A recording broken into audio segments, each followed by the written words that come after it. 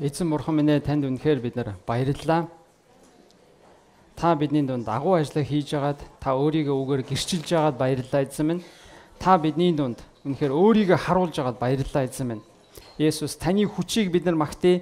Таны нэгүслийг бид нар бишрээ эзэн минь. Үнэхээр та бидэнд өршөөлөөр нэгүслэр та гайхамшигтай өгөөмрөөр ханддаг танд баярлалаа эзэн минь. Есүс тэгээд үнэхээр энд байгаа бүх залбирал хэрэгцээ шаардлагыг танд өргөж байна эзэн минь. Та хүрээрээ, та эдгээгээрээ, та ажил хангаараа эзэн минь. Та туслаараа, та дэмжээрээ, та дагуулаараа, та хөтлөөрөө эзэн минь. Есүс тэгээд эцэст нь таны нэр алдарч шултгай. Та тусалсан, та хангасан, та ерөөсөн, та аварсан гэдэг гэрчлэлийг бид нар үнэхээр сонсомоор байна эзэн минь. Таны моторт таны нэгүсэл бүхнийг даатхан Есүсийн нэрээр өргөё. Амен. Амен. Амен. Амен. Бүгдээрээ Библийг гаргаад Иохны 19-р бүлгийг гаргая.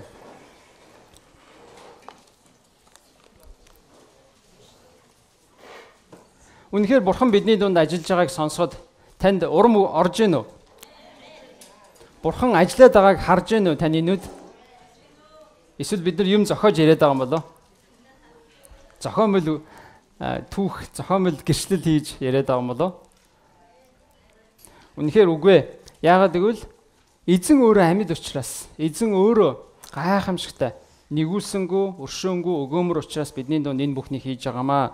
Тэгэд үнэхээр та цуглаан дээр ирэх болгондоо хүмүүсээс би ямар гэрчлэл сонсох болоо гэж бас би таны амьдрал өөрийнхөө амьдрал болж байгаа зүйлийг бас баяртайгаар үнэхээр сэтгэл догдлон хүлээж баяр хөөртэйгээр хуваалцахын төлөө ирж байгаарэ гэж би урамшуулмаар байна.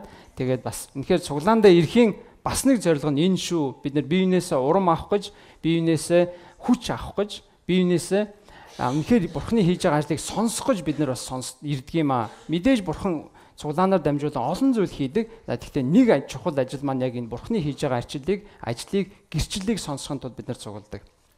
За бүгдээрээ Иохан номын 19:38-аас уншийе. Энд Есүсийг оршуулсан тухай Есүс бас хэрхэн үхлээс амилсан тухай Библийн энэ хэсэгт өгүүлснийг цөмөр уншийе. Шинэ гэрээний эхний дөрвөн номон дээр Есүсийн үхсэн тухай бас үхлээс амилсан тухай өгүүлдэг байна. Ялангуяа яг үйл явдлаар нь тэр дундаа Иохан ном маань Есүсийн үйл явдлыг өөрөө нүдэрээ харсан хүний гэрчлэл байна. Иохан маань өөрөө Есүсийн бүх үйл явдлыг өөрөө нүдэрээ харж тэр үед нь өөрөө цуг байж явсан хүний гэрчлэл байгаа. Тийм учраас Иохны загтлаас бид нар Есүс яг хэн бэ гэдгийг, Есүс яагаад ирсэн, яагаад үхсэн, яагаад амилсан бэ гэдгийн утга болон утгын тайллын тухай эндээс бид нар зөндөө олон юм харж болдог. За цөмөрөө уншия. 19:38-аас. Үүний дараа нэгсэндээ Есүсийг үхсний дараа Есүсийн цогцсыг авахыг Ариматын Йосеф Пилатаас гуйсанд Пилат зөвшөөрчээ. Йосеф юудэчүүдээс эмээсэндээ нууцаар Есүсийн шав байсан юм а. Тэгээд тэр очиж Есүсийн цогцсыг авчээ. Урд нь шөнөөр Есүс дээр ирж байсан Никодем мир 100 настын 100 литр холц авч ирэв. Тэд Есүсийн цогцсыг авч юудэчүүдийн оршуулгын заншил ёсоор анхлын үнэртэнтэй майланган даванд оров. Түүнийг цовдлсон газарт цэцэрлэг байсан бөгөөд тэнд хэнийгч ер тавьж байгаагүй шинэ хадан булш байлаа. Тэгэхэд юудэчүүдийн бэлтгэлийн өдөр байсан бөгөөд тэр хадан булш ойрхон байсан тул тэд Есүсийг тэнд тавьжээ. 7 хоногийн эхний өдөр эрт харанхуй байхад Магдалийн Мария хадан булшин дээр очиж булшнаас хадыг зайлуулсан байхыг харав. Тэгээд тэр Симон Петр болон Есүсийн хайртай байсан нөгөө шав дээр гүн ирж тэд Есүсийг булшнаас авчихжээ. Түүнийг тэд хаан тавьсныг бид мэдэхгүй гэв. Тэгээд Петр нөгөө шавийн хамт булш руу гүв. Тэд хоёул хамтдаа гүйсэн боловч нөгөөх нь Петрээс хурдан гүйж булшин төрүүлэн ирж тонгоож хараад давуу байхыг үзсэн боловч дотогш орсонгүй. Араас нь Симон Петрч гүйж ирээд булш руу орж майланган давуу болон толгойг нь ороож байсан давууг харав. Давуунууд байсан байранда эвхээтэй байжээ. Тэгээд төрүүлэн ирсэн нөгөө булшинд орж ирээд итгэв. Учир нь үхэгсдээс амьлах ёстой гэсэн бичвэрийг тэд ойлгоогүй л байлаа.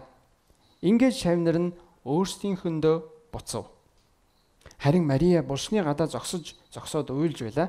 Тэр уйлсан чигээрээ булш руу тонгоон хартал цагаан хувцастай хоёр тэнгэрлэгч Есүсийн цогцыг тавьж байсан газарт нэг нь толгойд нь нөгөө нь хөлд нь сууж байв.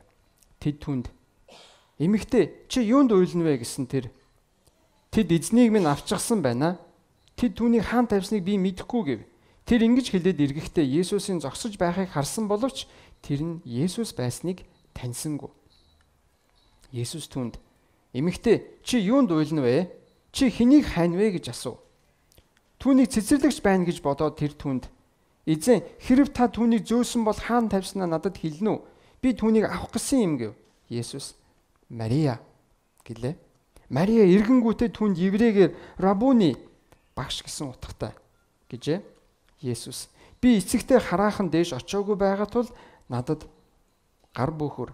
Харин ах дүү нарт минь очиж тэдэнд би эцэгтэй буюу та нарын эцэгт, бурхандаа буюу та нарын бурханд дээш очно гэдгийг хэлгэлээ."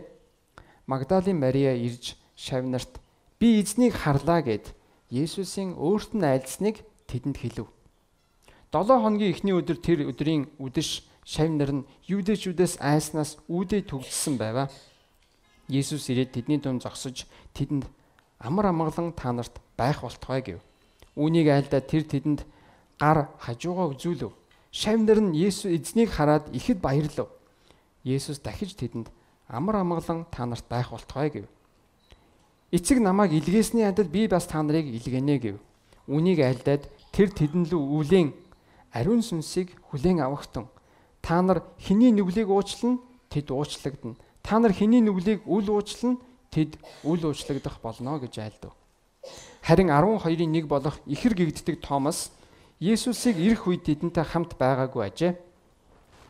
Бусад шавнар нь түүнд "Бид эзнийг харсан" гэж ярив. Харин тэр түүний гардах хадаасны сорвийг үзэж хадаасны оронд нь хурууга хийн, түүний хажуу руу гараа хийж үзэхээс нааш би итгэхгүй гэж тэдэнд хэлжээ. 8 өдрийн дараа шавнар нь дахин дотор цуглахад Томас тэдэнтэй хамт байв. Үүдэн түгжээтэй байсан боловч Есүс ирээд тэдний дунд зогсож "Амар амгалан та нарт байх болтугай" гэв. Тэгээд тэр Томаст "Хурууга нааш нь хүрэг, гарыг минь үз. Гараа нааш нь хүрэг, миний хажуу руу хий. Итгэлгүй бус харин итгэлтэй бай" гэхэд Томас түнд "Эзэн минь, бурхан минь" гэв. Есүс түнд "Чи намайг харсан учраас итгэв. Хараагүй атлаа итгэсэн нь ерөөлтөе" гэжээ. Мөн энэ номд бичээгүй өөр олон тэмдгийг Есүс шавнарынхаа өмнө үйлдсэн юм а. Харин эдгээр нь Есүс бол Христ, Бурхны хүү мөн гэдэгт та нарыг итгүүлэхийн тулд бичигдсэн бөгөөд итгэснээрээ та нар түүний нэрээр амьтай болох юм а. Амен. За энд Есүсийн үхсэн тухай яг араас нь яг үйл явдал эхэлж байгаа. Тэгээд Есүсийг үхсний дараагаар Йосеф гэдэг хүн Пилатаас зөвшөөрөл аваад цогцыг нь аваад ойрхон байсан хадан булшинд тавьсан ба. Тэгээд тэр хадан булшийг тавиад тэр үеийн жаншил нь юу вэ гэхээр нас орсон хүнийг тэр өдөрт нь оршуулдаг. Өнөөдөр ч гэсэн юудэчүүд яг израилчууд тийм ёслолтой жаншилтай. Хадан булшинд ойрхон оршуулад тэгээд маш том ойролцоогоор 1 тонны жинтэй том бөөрийнхий чулуугаар өнхрүүлээд амийг нь тагладаг байгаа. Тэр хадан булшиг. Тэгээд тэр хадан булшиг яагаад таглаж байгаа гэхээр нэгдүгээрт нь тэр цогцыг хамгаалахын тулд хүн амьтаа ороод цанамсргүйгээр ороод өгсөн хүн дээр цогцсон дээр явж орохоос бас тийм явдал болохоос сэргэлдэг. Нөгөө талаас бас тэр цогцыг тэнд удаан байлгаад тэнд одоо удаан байлгасан учраас тэр цогц маань үнэр орно. Тэгээ ялзарна. Тэнд ялзрах үйл явц явагдана. Тэндээс маш их үнэр гардаг. Тэгээд тэр эвгүй үнэрийг бас таглахын тулд бас маш том хэр баргийн хүн ганц хүн ерөөсөө хөдөлгөж чадхааргүйгээр 1 тонны жинтэй ойролцоогоор том чулуугаар тагладаг. Тэгээд таглалцсан байсан. Харин 7 хоногийн эхний өдөр буюу Есүсийг үхснээс хойш 3 дахь өдөр дээр нь нэгсэндээ одоогийнхоор нэм гараг байна. Яг өдөө Есүсд итгэдэг хүмүүсийн цугладаг өдөр буюу нэм гараг эрт өглөө Магдалин Мария гэдэг хүн тэр хадан булш руу яваад очив. Тэгэд яваад очисон чинь харин нөгөө том чулууг хөдөлгөөд хадан булш мань онгорхоо байжсэн. Тэгээд гайхаад энэ яагаад онгооцсон болоо гэд гайхаад байж хаад тэгээд дотгошоо харсан чинь Есүсийн цогц тэнд байгаагүй. Тэгээд тэнд хажууд нь байсан хүнийг миний эзний цогцыг энд авчихсан байна. Хаан та зөөгөө тавьчихсан уу гэд хэлсэн. Гэхдээ тэр нь үнэндээ Есүс өөрөө байсан. Тэгээд Есүсийн дагалдагч нар нь бас хадан булшин дээр гүйж ирж үзсэн. Тэгэхэд Есүсийн цогц байгаагүй, харин биеийг нь ороосон байсан давул тэнд байсан. Тэгээд дараа нь Есүс бас өөрийнхөө дагалдагч нарын дунд гинт өөрөө гарч ирсэн. Тэгээ өөрийнхөө биеийг үзүүлсэн. Тэгээд сүүлд нь бас Томас гэд дагалдагч нь би хуруунд гаран дээр нь хадаасаар хадсан, загалмаа дээр хадсан тэр шархан дээр нь хажуу руу хатгасан тэр нөхрөө нь би гараа хийжээж би итгэнэ гэж хэлсэн. Тэгвэл алган дээр хадаасны соривтой хажуудаа хадаасны соривтой хүн хэн байх вэ? Есүсээс өөр хүн байхгүй. Яагаад гэвэл хэрвээ үнэхээр загалмаа дээр хадуулсан хүн болвол тэр хүн үхлээр дуусаад булшинд ороод дуусч байгаа. Харин хажуу дээрээ соривтой, алгандаа соривтой тэгсэн мөртлөө амьд хүн байна гэдэг бол юу гэсэн үг вэ гэвэл загалмайн үхлийг туулаад дараа нь амилсан хүн л тийм хоёр тэмдэгтэй байж таараа. Өөр хинч тийм тэмдэг байхгүй. Тийм учраас Есүсийг би зөвхөн тэр галган дээр байгаа сорвинд нь хажууд нь байгаа тэр үлдсэн нүх байгаа. Тэрлүүн би гараа хийжээж л би энэ Есүс мөн байна гэж итгэнэ гэсэн.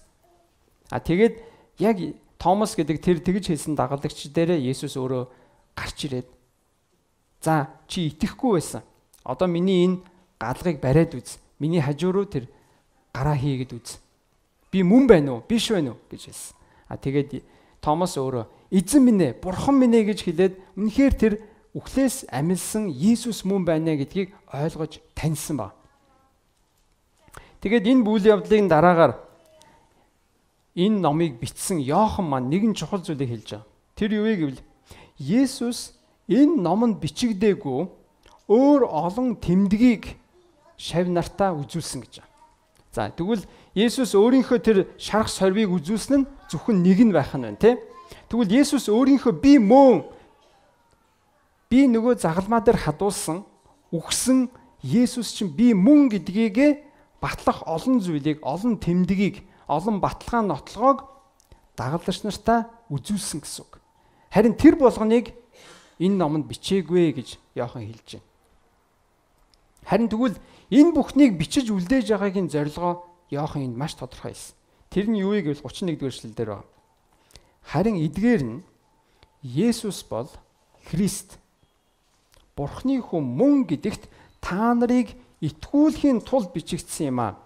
Тэгснээрээ буюу та нар итгэснээрээ түүний нэрээр та нар амьтай болох юм аа гэж. Та нар Есүсээс мөнх амийг аваасаа гэсэндэ би энэ зүйлийг та бүхэнд бичиж байна гэж энэ Иохны захидлыг, Иохны сайн мэдээний номыг бичсэн хүн маань бичиж үлдээж байгаа. Өөрийнхөө зорилгыг энд маш тодорхой хэлсэн ба. Тэгээд бид нэр хойш нь эргүүлээд Иохан номын төгсгөлийн хэсэг дээр 21-р бүлгийн 24-өөс уншъя.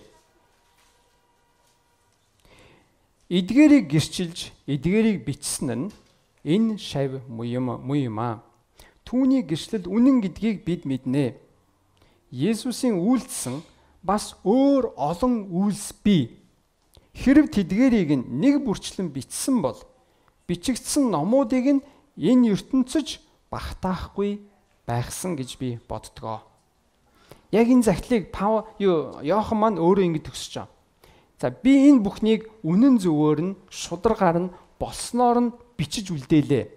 Хэрвээ үнэхээр Есүс маш олон зүйлийг хийсэн, үйлдэлсэн, олон зүйлийг хийсэн. Тэр бүхний бүгдийг нь бичих юм бол юу гэж вэ?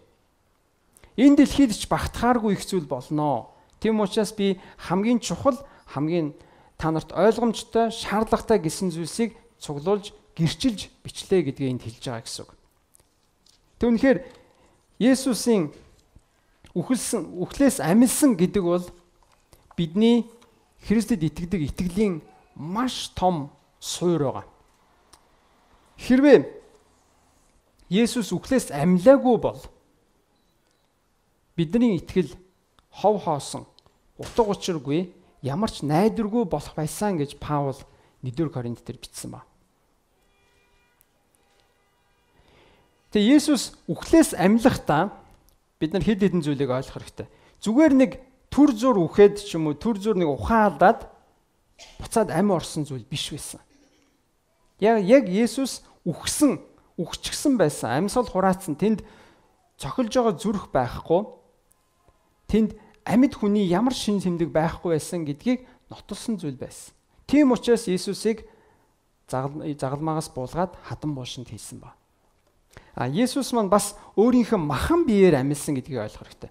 Есүс эргээд амьлахдаа зүгээр нэг шал өөр нэг тийм нэг сүнслэг ч юм уу шал өөр биетэй болоод амилаагүй. Харин тэр яг энэ дэлхий дээр амьдарч исэн тэр биеэрээ буцаж амилсан гэдгийг бид нар ойлгох хэрэгтэй. Гэхдээ тэр амилсан бие маань харин шин биеийн шин чанарыг агуулсан байна. Гэхдээ тэр нь бол бодит бие. Бодит гэдгээ Есүс өөрийнхөө шарх сорвоор дагалдарчтай харуулсан тий.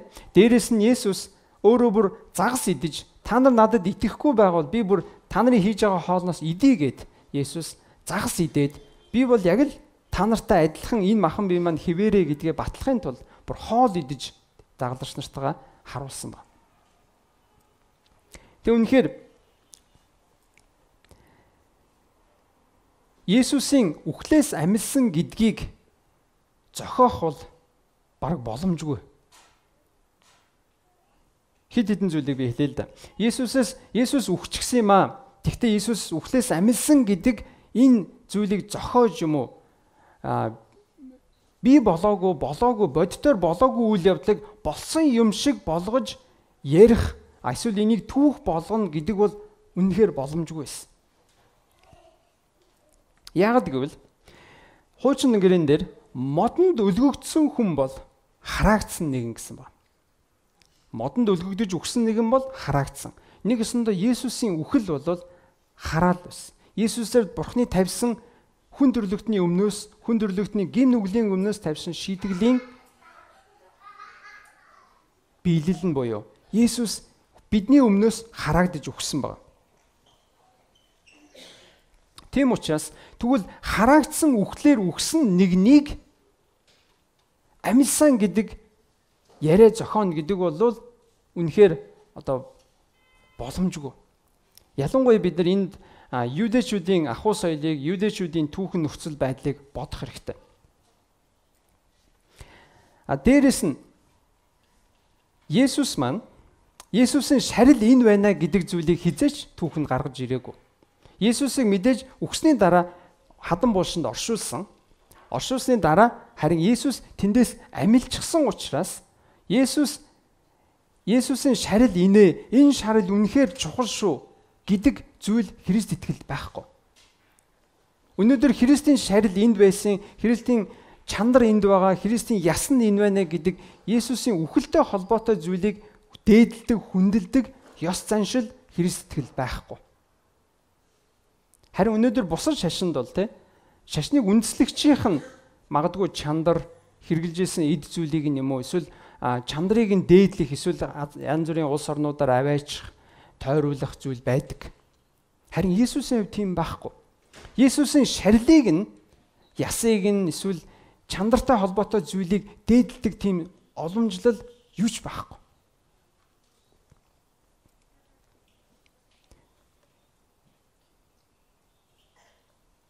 Есүсийн бас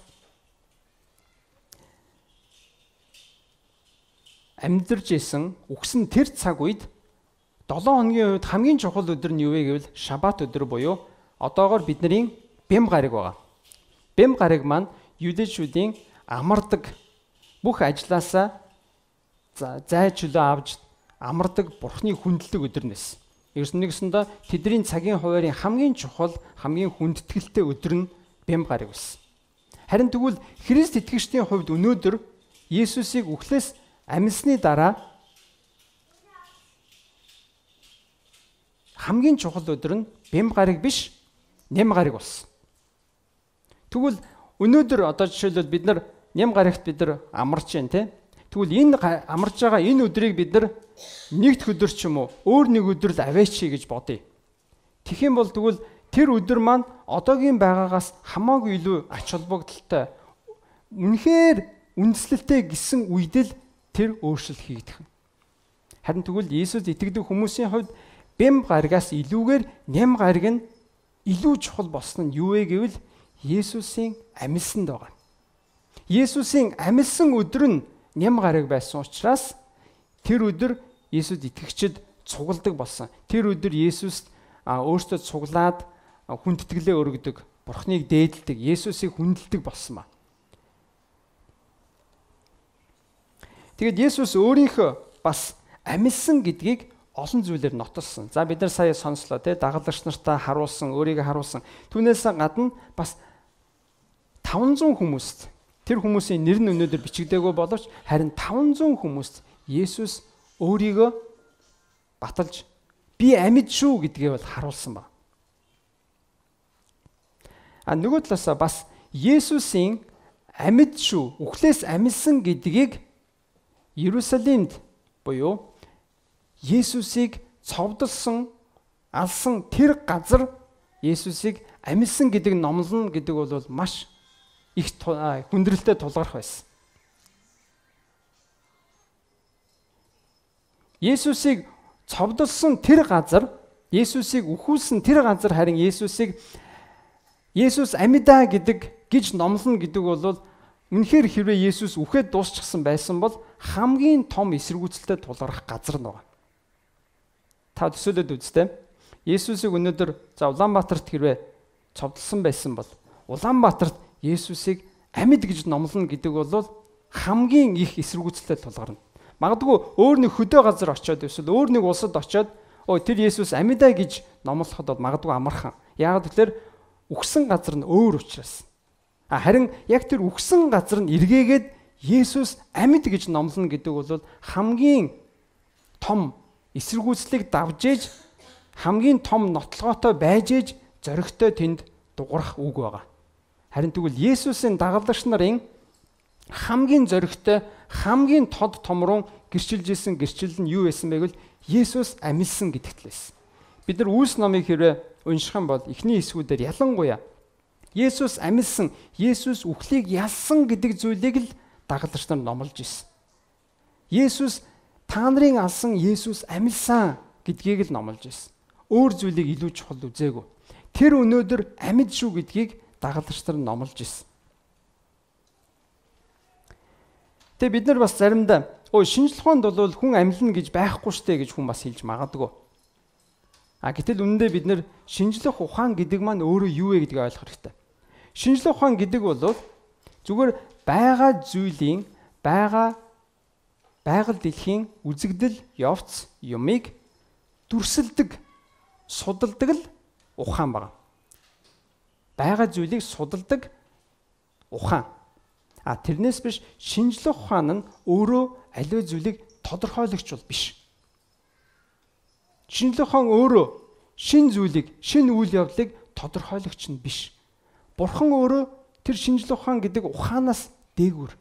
Түүнээс давсан, түүнээс илүү. Бид нар тэгэхээр заримдаа шинжлэх ухаан нь юмыг тодорхойлогч юм шиг ойлгодог. Харин тийм биш. Шинжлэх ухаан бол зүгээр юмыг дүрслэгч нь, тодорхойлогч нь биш. Тодорхойлогч нь үнэхээр Бурхан үнэндээ юм аа. Тийм учраас бид нар шинжлэх ухаан тийм зүйл байхгүй гэж хэрвээ ярьж байгаа нь шинжлэх ухааны тэр одоо хүрээл судалж чадж байгаа хэмжээнд дотор л өөрийгөө хайрцаг дотор хийж байгаатай адилхан. Шинжлэх ухаан гэдэг зүйл маань өөрөө тэр шинжлэх ухаан маань судлах чадвар нь юм уу судлах хэрэгсэл нь өсөөд байдаг. Гэхдээ тэр нь хизээч тэр болж байгаа үйл явдлаасаа давдаггүй. Тийм учраас үнэхээр шинжлэх ухаанаар гэдэг зүйлээр бид нар Иесус үхлээс амьлаагүй гэж хэлэх нь маш баригдмал, хязгаарлагдмал зүйлийг бид нэр тавьж байгаа гэсэн үг. Бас Библиэлд болж байгаа. Бүр тэр дундаа дэлхий дээр болсон маш олон гайхамшигтай үйл явдлууд дундаас хамгийн олон гэрчлэлтэй, хамгийн олон нотлохоо баталгаатай нь юу вэ гэдгийг та мэдэх үү? Есүсийн үхлээс амьлалт нь хамгийн олон баталгаатай, хамгийн олон нотлохоотой. Хамгийн олон хүмүүс тэр зүйлийг үнэн, тэр зүйл болсон, тэр зүйл үнэхээр болсон гэж нотлохоотой нь Есүсийн үхлээс амьлалт байна. Тэгвэл Есүсийн үхлээс амьлалтыг нотолсон шиг тийм олон нотлохоотой баримттай түүхэнд үлдээсэн тийм гайхамшигтай үйл явдал дэлхийд байхгүй. Дэлхийд мэдээж олон гайхамшиг болж ирсэн. Тэр дундаас хамгийн олон нотлохоотой, баталгаатай зүйл нь Есүсийн үхлээс амьлалт байна. За, тэгвэл үнэхээр Есүс үхлээс амьсан юм бол, Есүсийн үхлээс амьсан үнэн юм бол та бидний өнөөдрийн амьдралд ямар ач холбогдолтой юм? Юугаараа бидэрт надад хүртээмжтэй юм? Есүсийн амьсан нь өнөөдөр надад ямар хамаатай юм бэ гэж асууж магадгүй. Тэгвэл нэгдүгээрт нь Есүс үхлээс амьсан гэдэг нь Есүс үхлийг ялсан гэдгийг ойлгох хэрэгтэй. Есүс үхлийг ялсан. Есүс үхлийн хүчийг ялсан гэсэн үг. Хүн бид нар үхлээс айдаг уу? Хүн бид нар үхлээс айдаг. Яагаад гэвэл үхлийн дараа юу байгаа вэ гэдгийг мэддэггүй учраас. Үхлийн дараа намайг юу хүлээж яваа гэдгийг мэддэггүй учраас бид нар айдаг. Бас энэ дэлхий дээр би байхгүй болчихно гэдэг зүйл маань тийм тааламжтай бодол биш. Би өөрийнхөө гэр бүлтэйгээ, хүүхдүүдтэй юм уу, эсвэл ах дүүстэйгээ ч юм уу, эсвэл өөрийнхөө дуртай зүйлтэйгээ би цаашид байж чадахгүй юм байна гэдэг бодол бол тийм сайхан зүйл бас биш. Тэгвэл хүн үнэхээр үхлээс айдаг. Үхлийн тэр тодорхойгүй байдлаас айдаг. Харин тэгвэл Есүс үхлийг ялсан юм аа. Есүс үхлийн хүчийг нь ялсан. Цөмөрө Еврей номын 2 дугаар бүлгийг уншъя. Еврей номын 2.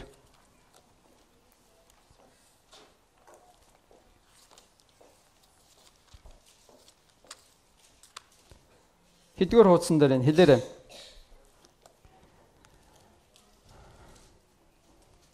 Мен 356 дугаар хуудсан дээр байна. За дундаас нь уншъя 2:14. Ингэснээр тэр үхлийн хүч буюу диаволыг үхлээрээ хүчингүй болгоод бүх насаараа үхлийн айдсаар боочлогдож байсан бүгдийг чөлөөлөх юм аа.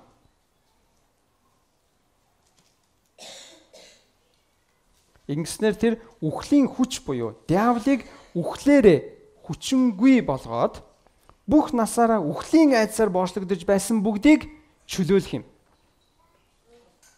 Энд Есүс үхлийг ялсан гэдгийг хэлж байгаа. Тэр үхлээс бид нар айлгаж яадаг, үхлээр айлгаж яадаг диаволын хүчийг, тэр муу сүнсний сатаныг ялсан гэдгийг энд Есүс хэлж байгаа. Тэг үнэхээр Есүс тэгвэл амьд гэдэг нь хамгийн нэгдүгээрт Есүс үхлийг ялсан гэдгийг ойлгох хэрэгтэй. Тэгвэл та Есүст итгэснээрээ үхлийг ялсан эзэнтэй та холбогдож байна гэсэн үг. Тэгвэл та Есүс хэрэг үхлийг ялсан юм бол та бас үхлээс айх хэрэггүй болно гэсэн үг. Хэрвээ та үнэхээр Есүсийг чин сэтгэлээсээ мэдэж аваад зэр сэтгэлдээ та Есүсийг үнэхээр оруулаад Есүсийг би мэднэ гэж яг тэр зэгт хүрч чадсан бол та үхлээс тэгж айхаа болно. Яагаад гэвэл үхлийн дараа юу байгаа вэ? Үхлийн дараа хэн байгаа вэ? Үхлийн дараа намайг юу хүлээж яваа гэдгийг та мэддэг болох учраас та үхлээс айхгүй болно. Үхлийн тэр айдсын хүлээс нь та хүлэгдэхэ болно гэсэн. Үнэхээр Есүс үхлээс амьснараа хамгийн түрүүнд бид нар тэгвэл үхлийг Есүс ялсан гэдгийг ойлгох хэрэгтэй. Та бас Есүстэй хамт үхлийг ялсан гэдгийг ойлгох хэрэгтэй. Амен. Хоёрдугаарт нь тэгвэл үхлээс амьсан нь үнэн юм бол та бидний энэ амьд гэж байгаа эзэнд итгэнэ гэдэг нь тэгвэл та амьд эзэнтэй холбогдох амьд харилцаатай болж байна гэсэн үг. Бид нар өнөөдөр өөр ямар нэгэн шашныг үүсгэсэн нэгэн үндэслэгчийн тухай сонслоо гэж бодъё. Тэр хүнд хандаж та залбирлаа гэж бодъё. Тэгтэл тэр хүн чинь үхээд дууссан баг ш. Тэгэхээр та тэр үхсэн хүнтэй яаж холбогдох вэ? Харин тэгвэл энд бид нар Есүсийг буюу үхлээс амилсан, үхлийг ялсан өнөөдөр амьд байгаа эзэнтэй та амьд харилцаатай болно гэсэн үг. Амьд харилцаатай, амьд эзэнтэй амьд харилцаатай болно гэсэн үг.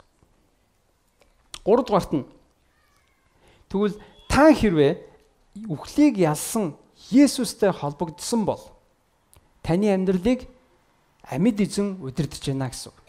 Таны амьдралыг амьд эзэн удирдах боломжтой гэсэн үг. Та зүгээр л нэг үхсэн хэн нэгэн шашны удирдагчийн үлдээж хоцорж аваач үлдээсэн сургаалаар нь зөвхөн амьдрах биш. Мэдээж Есүсийн үлдээсэн сургаал байгаа. Есүсийн үг чухал. Гэхдээ тэр үгийг хэлсэн эзэн өөрөө үхээд дуусаад ингээд одчоогүй. Харин үхсэн гэхдээ амилсан эзэн. Тэгвэл тэр үгээ хэлсэн эзэн өөрөө өнөөдөр амьд байгаа учраас та амьд эзнэр амьдралаа удирдуулах боломжтой. Та үхсэн хүнээр биш. Үхсэн нэгний сургаалаар биш. Харин амьд эзний амьд сургаалаар та амьдралаа удирдуулах боломжтой гэсэн. Амен. Үнэхээр энэ бол сайн мэдээ. Амьд эзний амьд үгээр амьд харилцаагаар та амьдралаа удирдуулах боломжтой. Таны амьдрал ямар тусламж хэрэгтэй байна? Та эзэнд тэр амьд эзэнд ханд. Тэр амьд эзэнд оч. Тэр амьд эзнээс асуу. Тэр амьд эзэн өөрөө таныг удирдна. Өөрөө таныг хөтлөнө. 4-р нь хэрвээ Есүс үнэхээр үхлээс амилсан юм бол Есүсийг үхлээс амьлуулсан тэр хүч нь Есүст итгэгч нэгний дотор ажилладаг юм аа. Цөмөрө Эфес номын 1-р бүлгийг гаргая. Эфес номын 1.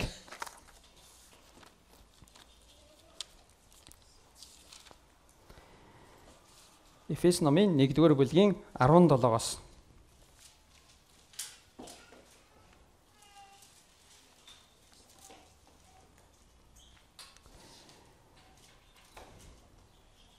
Бидний эзэн Есүс Христийн Бурхан алдрын эцэг нь та нарт мэрэгэн ухаан хийгээд илчлэлийн сүнсийг өгч өөрийгөө бүрэн мэдүүлж зүрхний чинь мэлмийг гийгүүлээсэ. Ингэснээрээ та нар түүний дуудлагын найдварыг мөн ариун хүмүүс дэх түүний өвийн алдрын баялагийг бас итгэдэг бүхэнд бидэнд хандсан түүний хүч чадлын яндашгүй агууг мэдэх болтугай. Энэ нь түүний хүч чадлынх нь хүчний үйлдэл билээ. Тэрээр Христ дотор энэ л хүчээр нөлөөлж түүнийг үхэгсдээс амьлуулад Тэнгэрлэг оршихуд баруун гартаа залж бүх засаглал, эрх мэдэл, хүч, ноёрхол түүнчлэн энэ үед төдийгүй ирэх үед нэрлэгдэх альва нэрээс ч дээгүүр болгожээ. За, би өөрийнхөө орчуулгаас энэ ишлэгийг яг уншаад өгье. Эзэн Есүс Христийн Бурхан цог жавхлангийн эцэг өөрөө Христийг мэдэх мэдлэг хийгээд мэрэгэн ухаан, илэрхийллийн сүнсийг та нарт өгөх болтугай. Та нарын зүрх сэтгэлийн мэлмий нээгдэж улмаар түүний дуудлагын найдвар, ариун хүмүүсийн яруу алдарт баялаг их өв. Итгэгч бидний төлөөх түүний хэмжээшгүй агах хүч чадлыг эрч хүчнийх нь хэмжээгээр та нар ухаарах болтугай. Бурхан тэрхүү хүч чадлаа харуулж Христийг үхлээс амьлуулж Тэнгэрт баруун гар талдаа зөвхөн энэ үед төдийгүй ирээдүйдэж альва засаглал, ноёрхол, эрх мэдэл, хүч чадал хийгээд нэрлэж болох бүх хэрэгэм зэрэгээс дээгүүр байр суурь байхаар суулгажээ. За энд Бурхан Есүсийг үхлээс амьлуулсан хүчийн тухай ярьж байгаа. Бурхан Есүсийг үхсэн байхад нь эргээгээд амьлуулсан. Тэр нь Бурханы хүч байсан.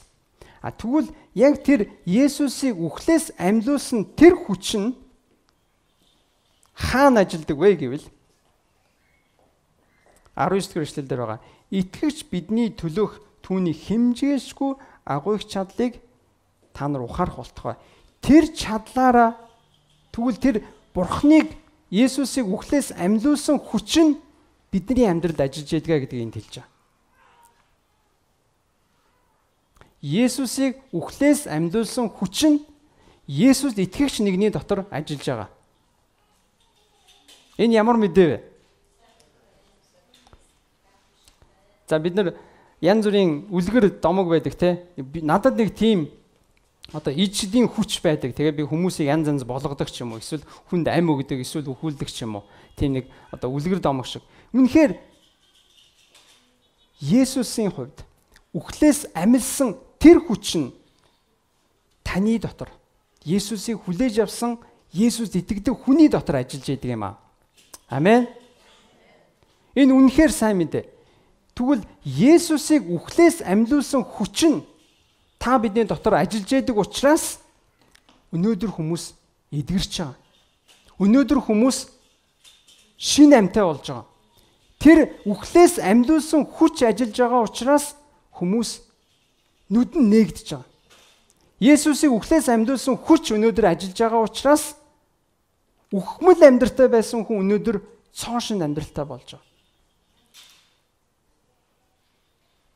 Гэрэл гэгээгүй нэгэнд эзэн гэрлийг өгж байгаа. Харанхуй газар эзэн гэрлийг бий болгож байгаа. Цүл хатаасан цөхөрсөн тэр газар эзэн харин найдварыг өгж идэг. Эзэн тэр газар гэрэл гэгээгээ өгдөг. Эзэн тэр газарт гэрэл гэгээ цэцэг ногоог ургуулж идэг. Тэгвэл энэ бүхний яагаад вэ гэвэл Есүсийг үхлээс амьлуулсан хүч нь тэр хүний дотор амьдрж байгаа учраас, тэр хүний дотор ажиллаж байдаг учраас энэ бүхэн болж идэг. Тийм учраас бидний саяны сонсон гэрчлэл ч гэсэн яг ийм байна. Үнэхээр Есүсийг үхлээс амьлуулсан хүч таны дотор Есүст итгэгчийн дотор ажиллаж байгаа учраас тэр гайхамшиг болж идэг. Тийм учраас энд хэлсэн ба та бүхэн таны дотор ажиллаж идэг тэр Бурхны хүчийг тэр хүчнийх нь хэмжээгээр та нар ухаарах болтугай. Хэрвээ Есүсийг үхлээс амьлуулсан хүч миний дотор байдгийн байна гэдгийг ойлгуул танд ямар их өөрчлөлт орох вэ? Би зүгээр л нэг юм нэг надад таарсан нэг тийм л хүчээр надтай таарсан нэг тийм жоохон ийм байдлаар л Бурхан надад ажиллаж байгаа юм байна гэдгээр биш. Харин Есүсийг үхлээс амьлуулсан хүч таны дотор ажиллаж идэг юм байна. Есүсийг үхлээс амьлуулсан тэр агуу хүч надад байгаа юм байна гэдгийг ойлгох юм бол танд ямар их урам зориг, ямар их итгэл найдвар, ямар их хүч, ямар их итгэл төрөх вэ? Тэгвэл та ойлгоорой. Есүсийг үхлээс амьлуулсан тэр хүч өнөөдөр танд нээлттэй, боломжтой, таны амьдралд өөрчлөлтийг авчрах боломжтой байна. Энэ бол үнэхээр жинхэнэ сайн мэдээ. Есүсийг үхлээс амьлуулсан хүч бидний дотор ажиллана гэдэг бол бидний нөгөө асууж, гуйж, залбирч хүсхээс мань давуулан ажилдаг Бурхны хүч байна. Бүгдээрээ Эфес номын 3:20-ыг уншъя.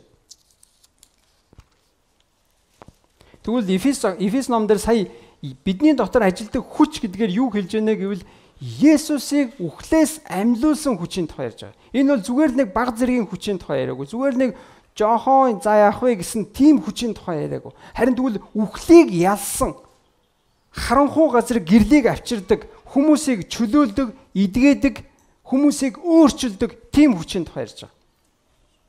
3:20 Идүүгээ дотор маань ажилдаг хүчний дагуу гуйх буюу бодох бүхнээс минь илүү хэмжээлшгүй болохоор үйлдэх чадвартай түүнд алдарн шуулган дотор бүх үеийнхэнд Христ Есүс дотор үеийн үед байх болтугай гэж. Дотор минь ажилдаг хүчний дагуу гэж. Энэ ямар хүчийн тухай ярьж байна вэ? Нөгөө Есүсийг үхлээс амьлуулсан, харанхуйг гэрэл болгож чадсан, үхсэн байсан Есүсийг амьд болгосон тэр хүчний тухай ярьж байгаа. Тэгвэл тэр хүчний дагуу гуйх болон бодох бүхнээс минь илүүгээр гэж байгаа. миний бодож байгаа, санаж байгаа, гордож байгаа, төсөөлж байгаа хэмжээнээс илүүгээр гэсэн үг. Түүнээс илүүгээр хэмжээшгүй баярлагаар үйлдэх чадвартай Бурхны тухай ярьж байна. Үнэхээр та бидний итгэдэг, та бидний итгэл найдвараа тавьсан Бурхан бол ийм л Бурхан. Та бидний бодож байгаа, төсөөлж байгаа, хүлээж байгаагаас давуулан ажилдаг. Яаж ажилдаг вэ гэвэл Есүсийг үхлээс амьлуулсан хүчийг бидний амьдрал дотор ажилуулдаг учраас. Цөмөр 20 дугаар эшлэлийг хамтдаа уншъя. 1-2-3 Идүүгээ дотор маань ажилдаг хүчний дагуу гуйх буюу бодох бүхнээс минь илүү хэмжээшгүй бэлхлаар үйлдэх чадвартай түүнд алдарн чуулган дотор бүх үеийнхэнд Христ Есүс дотор үеийн үед байх болтугай. Амен. Тэг үнэхээр бид нар өнөөдөр маш олон бүтэн сан өдөр бид нар Бурхны ямар агуу зүйлийг хийж байгааг сонсож байгаа. Бурхан хүмүүсийг эдгэж байгааг, хүмүүсийг ажилтаа болгож байгааг, хүмүүс бие биенээ уучладаг чадвартай болгож байгааг, хүмүүсийн амьдралд гэрэл гэгээ ирж байгааг, хүмүүсийн амьдрал өөрчлөгдөж байгааг бид нар харж байгаа. Бүр нүдэрээ бид нар харж байгаа. Бидний дунд өнөөдөр амьдрал нь шал өөр болоод сууж байгаа эзний амар тайвныг амсаад, баяр хөөргийг амсаад сууж байгаа хүмүүсийг бид нар мэдж байгаа. Би нэрээр нь хэлмээрэн даанч за яах вэ? Зүгээр үнэхээр бүгдээрээ мэдж байгаа. Тийм учраас энд хэлсний дагуу тэгвэл Бурхан үнэхээр яг бидний дотор ажиллахдаа Есүсийг үхлээс амьлуулсан хүчээр ажилдаг юм шүү. Тэрнээс зүгээр нэг жоохон хүчээр ажилдаг биш. Харин тэгвэл Есүсийг үхлээс амьлуулсан хүчээр ажилдаг. Тэр ямар хүч вэ? Бага зэргийн хүч үү? Үхлээс хүнийг амьлуулдаг хүч гэвэл ямар хүч вэ? Тэр бол агуу хүч ба. Тэр бол хүнээс гарах хүч мөн үү? Хүнээс гарахгүй хүч. Зөвхөн Бурханаас гарах хүч. Зөвхөн Бурхан л хүнийг амьдуулж чадна. Зөвхөн амийг өгдөг Бурхан, зөвхөн амийг өгч чаддаг нэгэн л хүнийг амьдуулж чадна. Бид нар хүнд ам өгч чадахгүй. Бид нар өгсөн хүнийг амьдуулж чадахгүй. Харин тэгвэл ам өгсөн тэр Бурхан л эргээгээд амийг өгч чаддаг. Тэр Бурханы хүчийн дагуу таны дотор Есүсийг хүлээж авсан нэгний дотор Бурхан ажилдаг. Тэгж ажиллахдаа бидний хүлээж байгаа, бодож байгаа, төсөөлж байгаагаас үргэлж давуулан хэмжээшгүй бэлхлаар ажилдаг учраас энд хэлж байгаа алдарн чуулган дотор гэж. Алдарн чуулган дотор. Яг өнөөдөр бид нар чуулган гэдгийн утга учирыг харж байгаа. Чуулган яагаад хэрэгтэй? Яагаад бид нар цугладаг юм? Яагаад бид нар итгэдэг хүмүүс бүтэн сайн болгон цугладаг вэ гэвэл бид нар Бурханы алдрыг харахын тулд бид нар цуглаж байгаа. Бурханы тэр миний дотор Есүсийг үхлээс амьдуулсан хүчээр ажилдаг тэр ажлыг гэрчлэхийн тулд, сонсохын тулд, итгэлээрээ өсөхийн тулд энд хэлсний дагуу түүнд алдарн чуулган дотор гэсэн байна. Алдарн зөвхөн хувь хүмүүс дотор гэж хэлж болох байсан. Тэгвэл бид нар цуглах хэрэггүй. Тэгвэл бид нар нийлэх хэрэггүй, нэгдэх хэрэггүй. Харин чуулган гэж хэлсэн учраас чуулган гэдэг үг маань чуулах, нэгдэх, цуглах гэсэн үг байгаа. Еврейд грек хэл дээр яг тийм үг л байгаа. Чуулган гэдэг үг нь ариун сонгогдсон хүмүүсийн цуглаан гэсэн үг. Тэгвэл тэн дунд ариун хүмүүсийн чуулган дотор Бурханы нэр алдаршиж, Бурханы нэр өргөгдөхийн тулд Бурхан өөрөө ажилдаг. Тийм учраас бүх үеийнхэнд Христ Есүс дотор үеийн үед байх болтугай гэж хэлдэг нь ийм учиртай. Тийм учраас бид нар чуулган гэдгийг яагаад чухалчилдаг вэ? Чуулган яагаад миний итгэгч миний амьдралд хэрэгтэй вэ гэдгийг, яагаад итгэлийн гэр бүл биднэрт хэрэгтэй вэ гэдгийн утга учир энд байгаа. Тийм учраас таныг чуулган гэдэг зүйлийг амьдралынхаа үнэхээр таны итгэлийн амьдралын хувьд амин чухал газар шүү гэдгийг ойлгох хэрэгтэй. Чуулган таны амьдралд, итгэгч таны амьдралд чуулган байхгүй бол та итгэлээр өсөхөд маш хэцүү. Та хэрвээ чуулгантай амьдралаа холбоогүй бол та Бурханы ажлыг харахад маш хэцүү. Танд бусдын дэмжлэг хэрэгтэй, бусдын урам зориг хэрэгтэй. Бурхан өөрөө чуулган дотор ажиллах ёстой учраас, Бурхан өөрөө чуулган дотор нэрээ алдаршуулмаар байгаа учраас Бурхан чуулганыг, энэ биеийг, Христийн биеийг, энэ итгэлийн гэр бүлийг, энэ амьд бүлийг бий болгосон байна. Тэм учраас таныг үнэхээр итгэлийн гэр бүл, итгэлийн бүлдээ амьдралынхаа хамгийн чухал газар болгоосоо гэж би хүсэж байна. Би итгэж болсноос хойш үнийг ойлгосон. Миний хувьд итгэлийн амьдралын хувьд итгэлийн гэр бүл чуулган маань миний нэг номер юм байна гэдгийг би ойлгосон учраас би бүх ажлаас илүү чухал дандаа чуулганаа тавьж ирсэн. Би ямар ч завгүй, ямар ч ажилтай байсан чуулганд болж байгаа үйл явдал миний хувьд хамгийн чухал байсан. Яагаад гэвэл тэр миний итгэлийн амьдрал, тэнд миний амин сүнс тэнд босч байгаа. Тэнд амин сүнс миний тэнд тэтгэгдчихэд. Тийм учраас би итгэлийнхаа 23 жилийн амьдралын хугацаанд үнэхээр чуулган гэдэг бол итгэлийн амьдралын маань амин сүнс нь тэнд холбоотой газар мэн гэж ойлгосон. Тийм учраас таны яг чуулган итгэлийн гэр бүл гэдэг бол таны итгэлээрээ сүнсээрээ өсөх ёстой газар, холбогдох ёстой газар гэдгийг та ойлгоорой.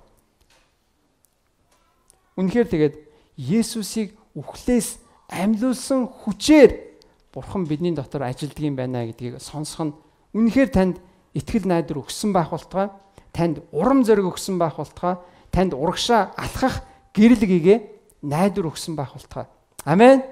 Амен. Тэг бүгдээрээ босоод эзэн ханданд талархъя, залбирая, Бурханыг магтъя.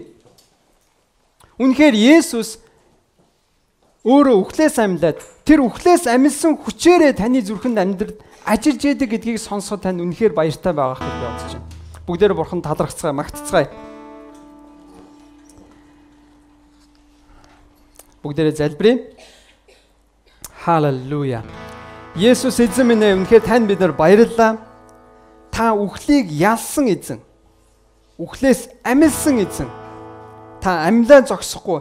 Тэр амьлсан хүчээрээ өөрийнхөө ард түмний дотор, ард түмний зүр сэтгэл, амьдралд нь чуулганд та ажиллаж яддаг танд баярлалаа эзэн минь ээ. Агуу эзэн минь, тань бид нар баярлалаа. Та үхлийг ялсан хүчээрээ миний амьдралд ажилладагт баярлалаа. Үхлийг ялсан хүчээрээ та намайг чөлөөлөв. Үхлийг ялсан хүчээрээ та намайг эдгээдэг. Үхлийг ялсан хүчээрээ та надад шинэ амийг өгдөгт баярлалаа. Та хуучин хүнийг шинэ болгодогт баярлалаа.